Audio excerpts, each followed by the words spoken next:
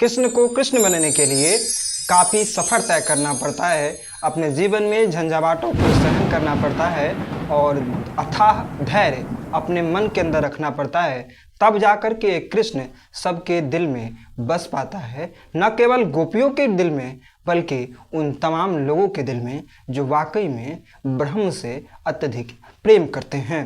जी हाँ, कृष्ण के जन्म का उत्सव कृष्ण जन्माष्टमी एक ऐसा पर्व जिस पर्व की जितनी सराहना की जाए वह कम ही होगी।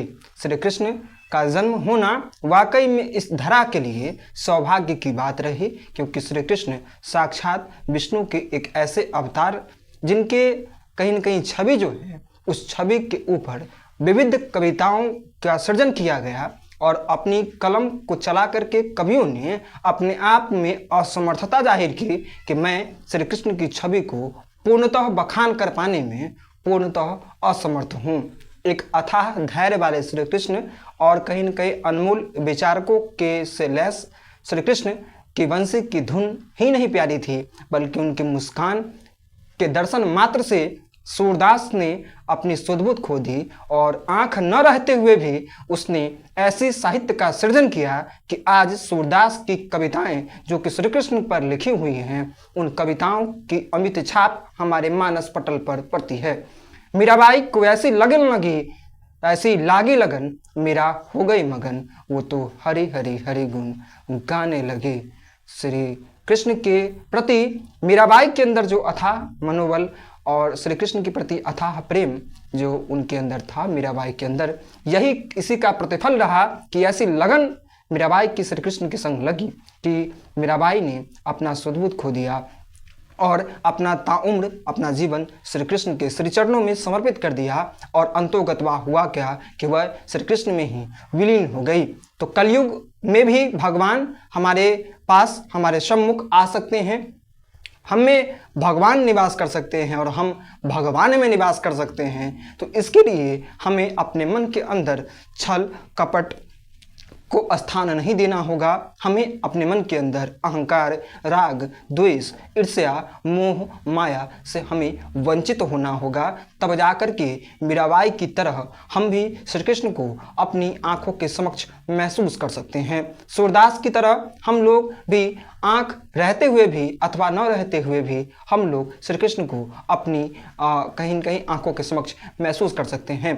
मगर कलयुग में भगवान हमें दर्शन नहीं देते हैं, कलयुग में भगवान को हम लोग महसूस नहीं कर रहे हैं। हम लोग केवल भगवान के नाम का जाप तो करते हैं, मगर भगवान की उपस्थिति को हम लोग यदि अधिकांशतः जो नास्तिक होते हैं उनकी यह कहीं न कहीं कथन होती है कि भगवान नहीं है इस तरह पर, मगर नहीं, भगवान अपनी उपस्थिति की जो झलक जो है वो दिखलाते हैं। ये अलग बात है कि द्वापर में हो, त्रेता में हो अथवा अन्य कृष्ण भक्त जो कि श्री कृष्ण के प्रति जिन्होंने अपने जीवन को कहीं न कहीं पूर्णतः समर्पित कर दिया, उनको भगवान ने दर्शन दिया। मगर आज इस घोर कलयुग में कहीं न कहीं भगवान हमें साक्षात सम्मुख हमारे आंखों के समक्ष नहीं दिखाई पड़ते हों, मगर भगवान की उपस्थिति को यदि हम लोग देखें तो हम लोग यह देख सकते हैं कि भगवान हमारे बीच में ही उपस्थित हैं और उनके बिना हमारा कोई भी कार्य कहीं न कहीं पूर्ण नहीं हो सकता है।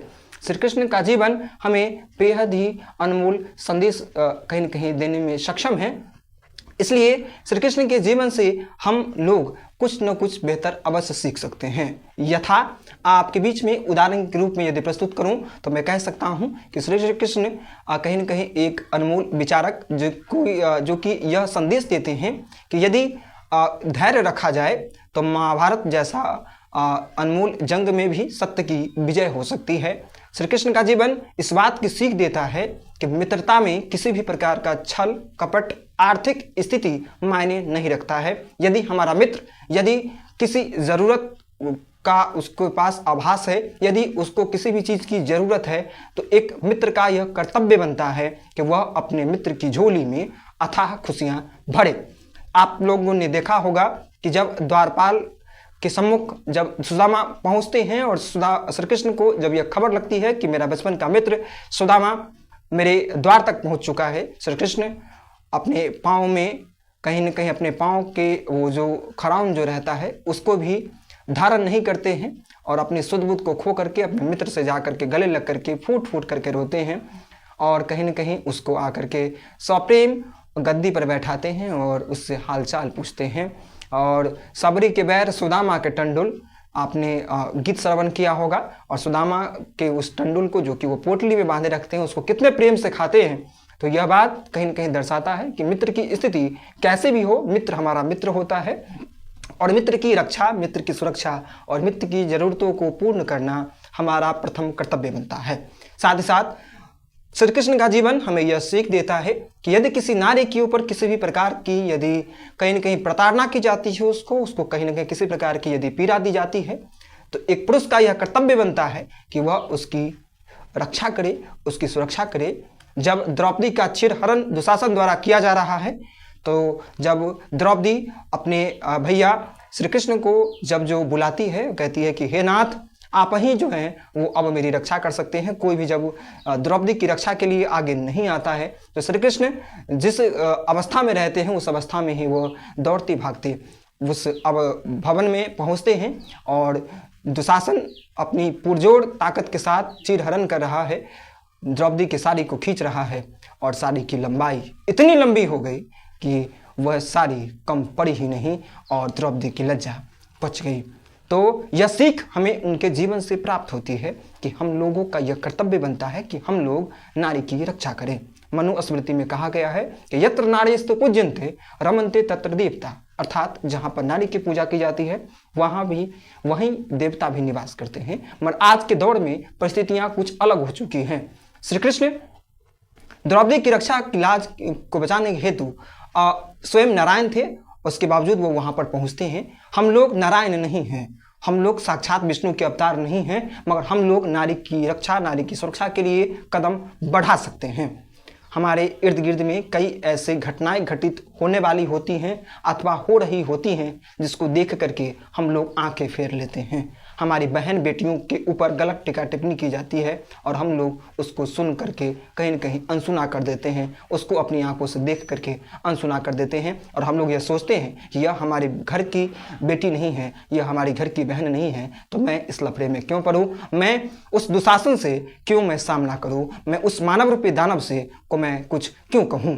तो यह ऐसी सोच आपकी कभी भी किसी भी कीमत पर सही नहीं ठहराई जा सकती है, क्योंकि अपनी ही बहन अपनी बहन नहीं होती है, अपनी घर की बेटी ही अपनी घर की बेटी नहीं होती है।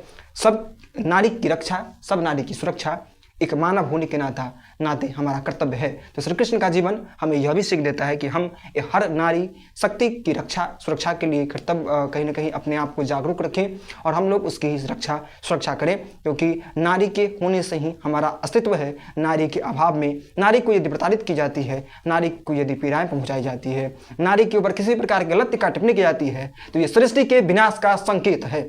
अतः हम लोग सब नारी की रक्षा, सब नारी की सुरक्षा के लिए हम लोग तत्पर रहें।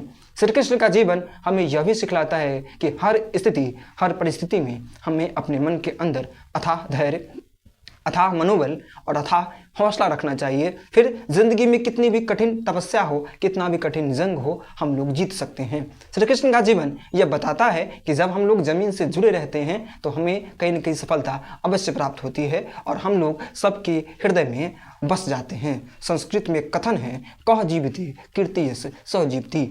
श्री कृष्ण की कुछ ऐसी कीर्तियां रही जिस कारण से श्री कृष्ण आज अमर हो गए और श्री कृष्ण हम सभी के हृदय में निवास करते हैं। द्वापर में श्री कृष्ण का जन्म हुआ और आज इस कलयुग में हम लोग जी रहे हैं। उनके जन्म के उत्सव को हम लोग मना रहे हैं और मनाएंगे। और न केवल द्वापर में ही उनकी चर्चा की गई बल्कि आज इस युग में भी चर्चा की जा रही है। तो आपकी कीर्ति की चर्चा हर युग युग में की जाए, इसलिए यह अति आवश्यक है कि आप लोग श्री कृष्ण की तरह जीवन को जिए, अपने जीवन में संघर्ष का सामना करें, अथाह धैर्य रखें, सबके प्रति करुणा की भावना रखें, सबके प्रति दया की भावना रखें, सबके प्रति अपने मन के अंदर संवेदना रखें। तब जाकर के हमारी चर्चा भी हर युगों युगों में की जा सकती है।